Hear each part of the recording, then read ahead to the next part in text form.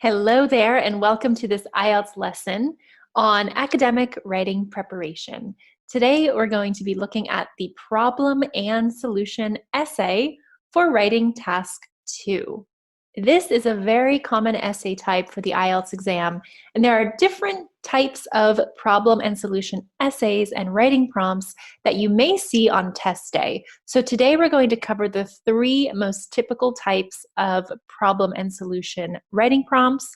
I'm going to show you how to best prepare your essay with a great outline, making outline notes, and getting you in tip-top shape for this writing prompt. Let's get started by looking at the scoring through the scoring rubric in my videos, just so that you have it fresh in your mind, and this will help you understand the way that we plan our outline, the way that we write our essay, and the words that we use, and so on and so forth. So the first thing you'll have to keep in mind with the writing section of the IELTS exam is your task achievement. Basically, you need to fully answer your question and present it in a fully developed answer. In this case, with problem and solution writing prompts, you'll have to make sure that you are stating the problems when necessary and providing enough solutions for your essay. Don't worry, we're going to go through this together, but this is what task achievement would look like in the problem and solution essay. Second, you'll want to make sure that everything makes sense so that you are focusing on coherence and cohesion. This means that you don't have a problem and a solution, and then another problem and a solution that relates back to your first problem in that order. You want to make sure that you clearly separate your problems and your solutions, and that your solutions make sense for the problems that you discuss in your essay. So these 2 points here will be clearly outlined in our outline that we make in just a few minutes. And that's why an outline is so important in the writing section. The third and fourth points are points that go together and they rely on your outside knowledge. This includes lexical resource and your grammatical range and accuracy.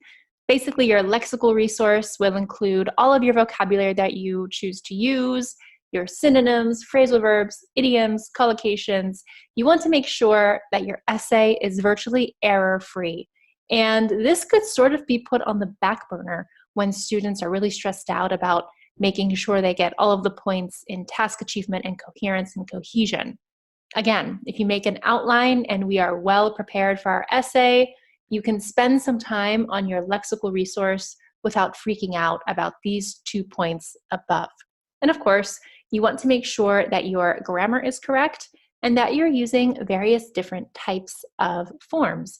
Perhaps present perfect, past simple, past perfect, when appropriate, and when you feel comfortable that you can really show the examiner your knowledge in grammar. Okay, so this is the scoring. Now I'd like to show you exactly how we are going to tackle this problem and solution essay. So our guide is going to include a couple of steps. The first thing, of course, is reading the prompt, making sure we understand the type of essay we have to write. Remember, there are 6 types of essays, and we can underline keywords in order to already allow us to start thinking of potential ideas to include in the essay, potential words, potential synonyms. I'll show you how to do this in the next step. After you've done that, you'll want to plan your outline. Now, for the problem and solution essay type, I mentioned that there are 3 different outlines that can be used. This depends on the question. In just a few minutes, I'm going to take you through the 3 different types of outline and show you 3 different types of questions that would best fit those outlines. But after we plan our outline, we're going to make outline notes, and these will be phrases and words that will call our attention to what we're going to write in our test booklet. So we're already going to make a brief outline so we're prepared, and we can focus the majority of our time actually writing the essay in a clear way without being nervous and without trying to fit everything in. That's why these 3 steps, this guide, will really help you tackle this problem. With time and expertise and a lot of practice, you should be able to do all of this in about 5 minutes maximum. And trust me, it'll make a world of difference. Okay, let's go ahead and look at our question. All right, so I hope you're ready because this is the question we're going to be working with today. First, I'll just go ahead and read it through once, and then the second time, I'll read it through and underline any keywords. Remember, when you do this, you can save on your time, read and underline at the same time the first time. I just want to make sure that everything is clear as we go through this together. Okay, so in the developed world, the average life expectancy is increasing. What problems will this cause for individuals and society? Suggest some measures that could be taken to reduce the impact of aging populations. All right, so that's our question. Let's read it again, and as we read it, I'm going to highlight the key words. So in the developed world, this is actually quite important because we're talking about a specific type of country, developed world. We're not talking about third world countries, for example. Developed world is what we have to be focusing on, okay? The average life expectancy, I would say this is also important because it's our subject and it is increasing. Now, what problems, this is important because it gives us a clue as to what type of essay we have to write, will this cause for individuals and society? So I'm looking at problems for individuals as well as society. I already know there are two problems here that I should be looking at. Suggest some measures that could be taken to reduce, I'll say this is important, the impact of aging populations. And I'll go ahead and highlight aging populations. Now, the fact that we see measures also is a good clue that this is a problem and solution essay. The wording can be a bit tricky because the exam wants to trick you into perhaps writing the incorrect essay or focusing on just problems instead of solutions. I talked about this earlier. This is something that the examiners will look for when they're scoring your essay. Basically, were you able to include both the problems and the solutions in your essay? It's very important. So don't get thrown off by words like measures when really they just want you to think of solutions. So now I have two questions for you, and this is what you should be asking yourself when you read the prompts in your writing exam. You want to ask yourself two things. The first, what type of essay will I need to write? And just from reading it over and underlining your keywords, you should be 100% confident that this is a problem and solution essay, okay? So be prepared for these outlines, which we'll get into in just a moment, and the layout of your essay. Second, how familiar am I with this topic? This will depend on the test taker, but keep in mind that the keywords will help you assess your knowledge on the topic. So really think about everything you know when it comes to aging populations in the developed world. If you find that you don't know anything about this topic, start brainstorming and start thinking of potential problems and potential solutions. Just create them. And if you're a creative person, this will work in your favor. If you're not a creative person and you don't like thinking on your feet, the thing I would tell you is just to keep practicing and try to expose yourself to as many questions as possible, to as many writing prompts as possible before the exam. All right, now I'm going to show you three different outlines, A, B, and C. Keep in mind for this question, we are going to use outline C, but I want to introduce you to other types of outlines because this question could appear differently on the exam. So let's go ahead and look at our three outlines. We're going to look at three different questions and three different outlines. So again, A, B, and C. We're going to start with outline A, and I'll just call your attention to the question here. It says, what problems do children face in the age of social media? What should be done to address or solve these various concerns? So this is clear in that it says problems, solve, and it's clear that we have to write a problem solution essay. This is actually one of the clearest problem and solution writing prompts that I've seen. Usually they're a bit trickier. So this is a very clear outline. I would suggest coming up with two problems and two solutions just to fulfill your 250-word minimum. It's quite rare that someone will be able to write in depth and detailed about just one problem and one solution. Also, examiners like to see a varied range in your problems and your solutions because it shows that you are able to think of different situations in a short amount of time in your 40-minute time frame.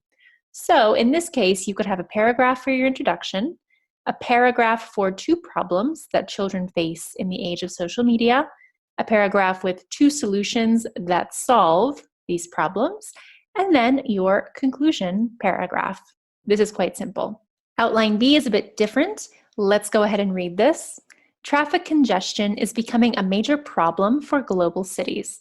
Analyze and present some measures that could be taken to reduce traffic in these cities. Now, just like our writing prompt that we're using today, we see the word measures. You know, it's very common.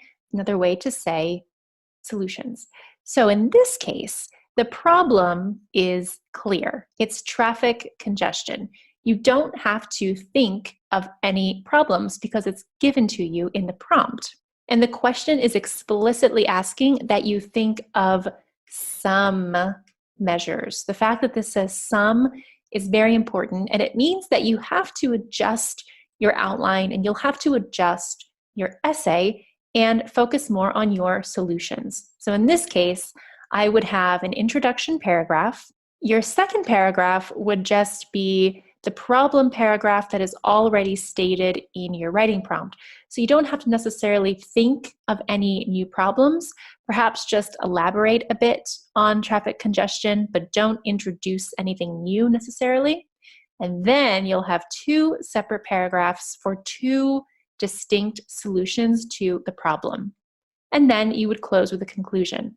So in this case, you would have 5 separate paragraphs. Remember, your introduction and your conclusion are not the focal point of your essay. So in this case, you'd really want your focal point to be these 2 paragraphs here of your solution. So you'd want to spend some time really thinking about different measures that could be taken to aid traffic congestion.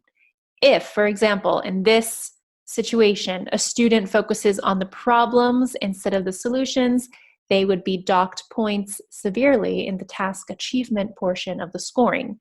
That's why you always should be ready to really dissect this question, this writing prompt, and choose from your outlines.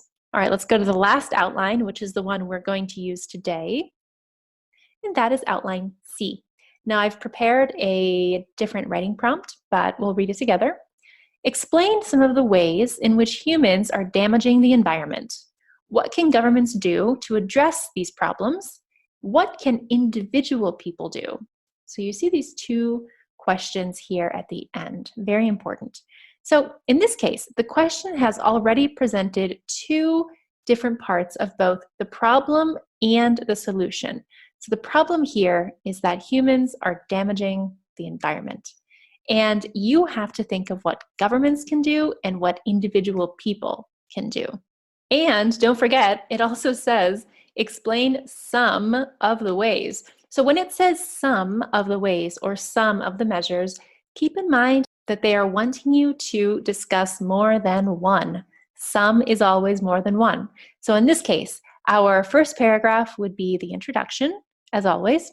Our second paragraph would be talking about problems, 1 and 2. In this case, you have to think of problems 1 and 2. And you also have to think of your 2 solutions. And that's why this outline is considered the trickiest. It's also the most common because it's difficult and there's a lot for you to do in order to get your task achievement score to the highest that it can be.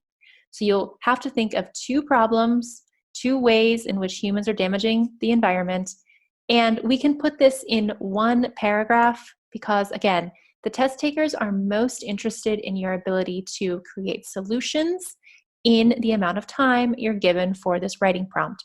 So you'll want to focus your energy and your time on creating 2 solutions for these 2 problems. And that's why the solutions have their own designated paragraph.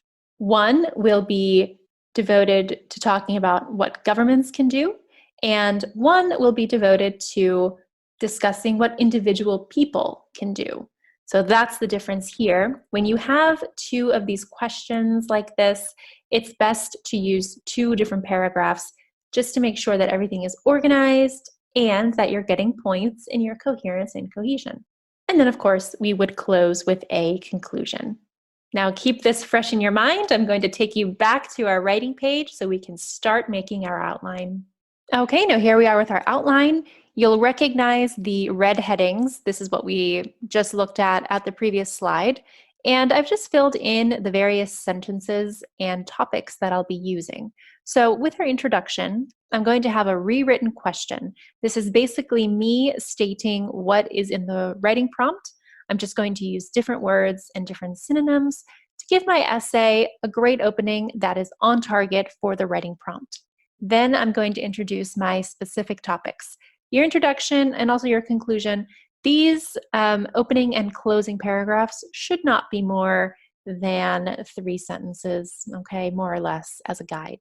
Now my second paragraph is going to be my 2 problems, because if we go back to the question, it says, what problems, and that's plural, so I know that I'm going to have to discuss 2 problems. So I'm going to have a topic sentence just to open up my paragraph in a general way that is on target with the writing prompt.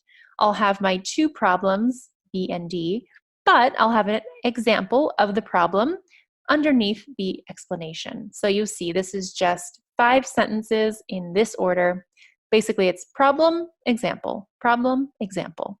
It's foolproof, and you'll get everything you need in this paragraph. The third paragraph will be my first solution, because remember, suggest some measures, so that's plural. My first solution will be about 3 to 5 sentences long with my topic sentence, and again, my explanation, and then an example. It's just that in this case, I'm talking about a solution. Then my solution 2 is basically the same thing, just with different information. And the conclusion is a summary of my main points that I talked about in the passage, and then something important about the topic. You don't want to just close with a general in conclusion statement that I see very often.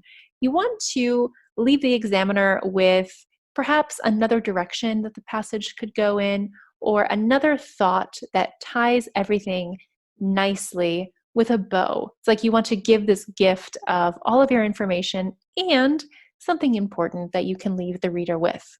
I'll talk about this later when we write our essay on the right-hand side. All right, so this is our generic outline.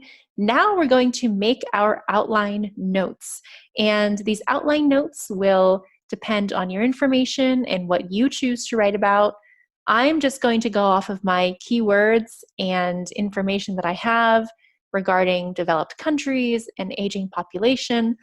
Remember, the more you're reading outside of your test preparation, the more ideas you'll have, so don't worry too much about that. So I'm just going to start here and make notes. Keep in mind that this doesn't have to be grammatically correct just yet.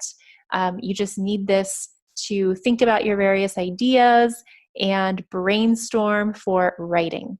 So I'm basically going to rewrite this first sentence here. And basically I'm going to write life expectancy is increasing in developed society. Now you don't have to change every single word. So note that I use the life expectancy because it's a general term and it's something that I can't really change at this point. But developed society instead of developed world is on the right track. Now, introduction of my specific topics, I'm going to talk about the negative effects, so the problems, but also potential solutions. I'm basically going to say there are problems and negative effects associated with life expectancy increasing, but there are also solutions. My topic sentence I'm going to leave like this for now. I'll worry about that when I'm writing the essay. B, for my detail and explanation of problem 1, I'm going to talk about taxes. So I'm going to say that there is a tax burden placed on people because people are around for a longer period of time, so there are more taxes to pay. And as an example of this, I'm going to talk about increasing pension costs. And pension is an excellent keyword, excellent vocabulary word. It's very specific with the aging population, and the examiners would probably like the fact that this is included in the essay. Then as a second problem, I'm going to say that there are rising healthcare costs. And as an example of that, I'm going to talk about how aging populations are sick, so that results in more money for healthcare. Now, even if you don't necessarily agree with these statements, but it's easier for you to write about, go that route. So if I'm very interested in economics and healthcare costs, I'm just going to write about that because I can guarantee that I know that vocabulary, I know the topic, and it doesn't matter whether or not I agree with it necessarily. Now, as potential solutions for the tax burden and the rising healthcare costs, I'm going to look at paragraphs 3 and 4. So I'm going to have an explanation and detail of solution 1. I'm going to say a potential solution could be to increase the retirement age. Okay, this is directly related to the pension. And so my example will be something like people retire later, state pension will rise, and I could say something like elderly, which is also a good synonym.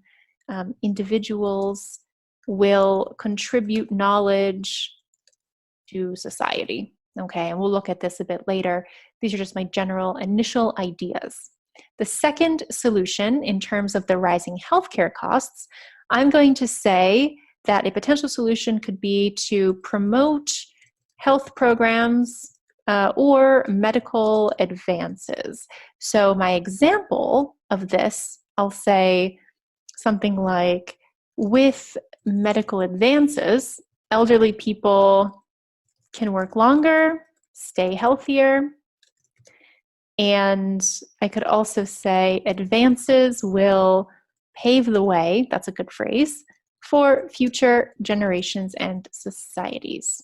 Now, the fact that I have this phrase, pave the way, I thought about it, it just came to me, so I wanted to write it down quickly so as not to forget it. Usually, if you don't write down something that comes into your mind immediately, you're going to forget it, and you're probably not going to use it in the essay.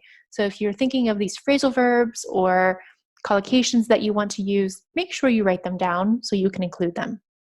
Now, for the conclusion, I'm going to talk about my main points, and my main points were increasing pension and healthcare costs basically can be solved by increasing retirement age and medical advances. That is everything I talked about up here.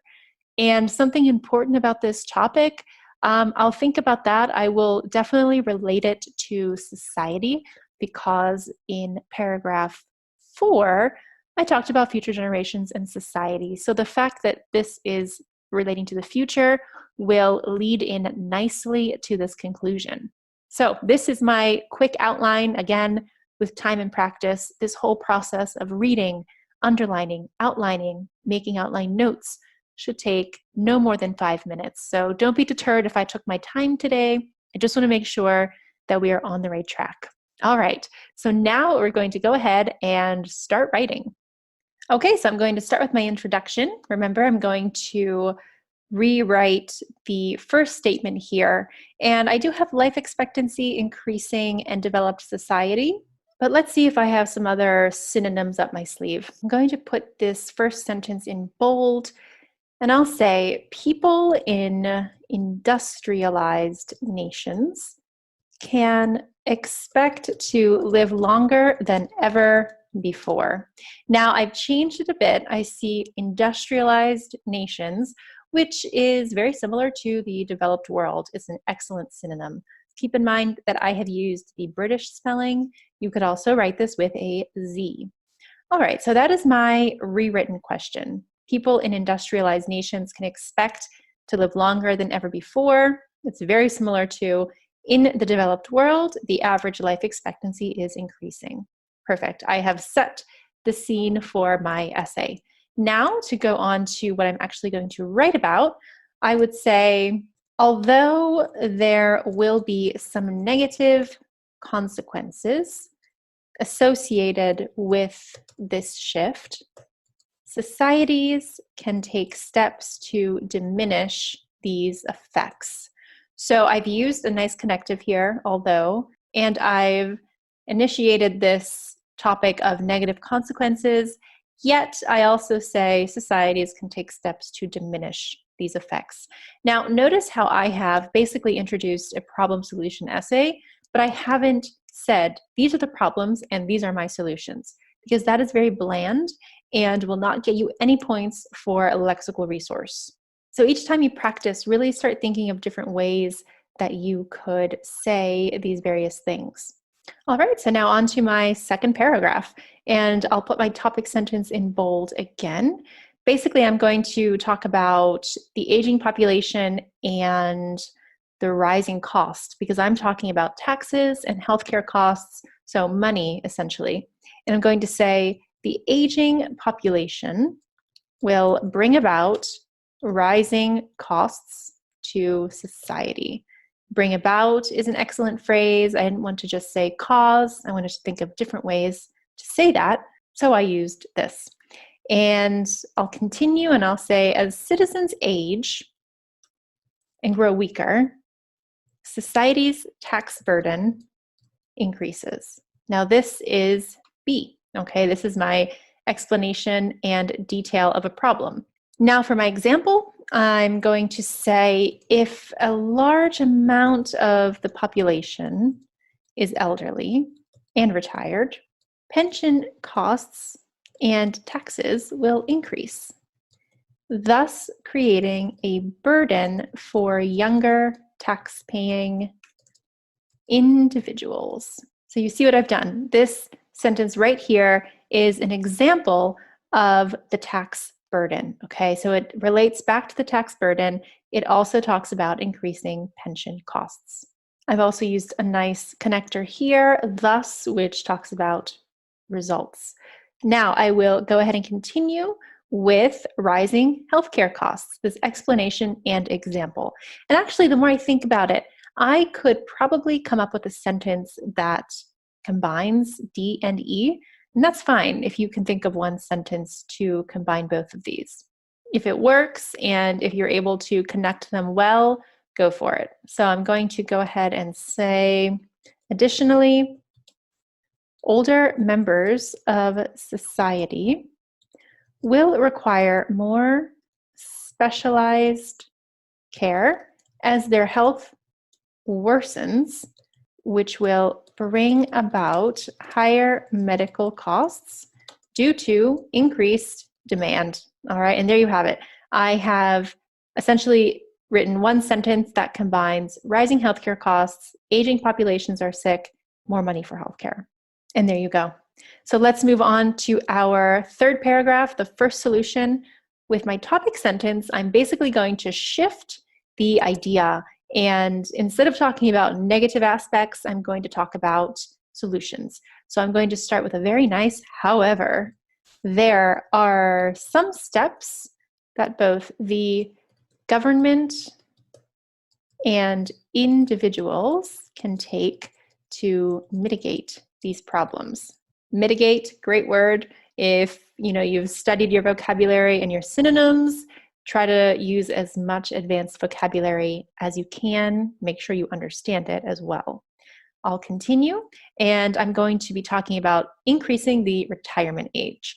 So since this is my first solution, I'm going to start with, firstly, an increase in the retirement age would offset increasing costs from older generations. That's my first solution. And now to give an example of that, I'm going to say, if people are able to retire later, the age for receiving a government-funded state pension would rise.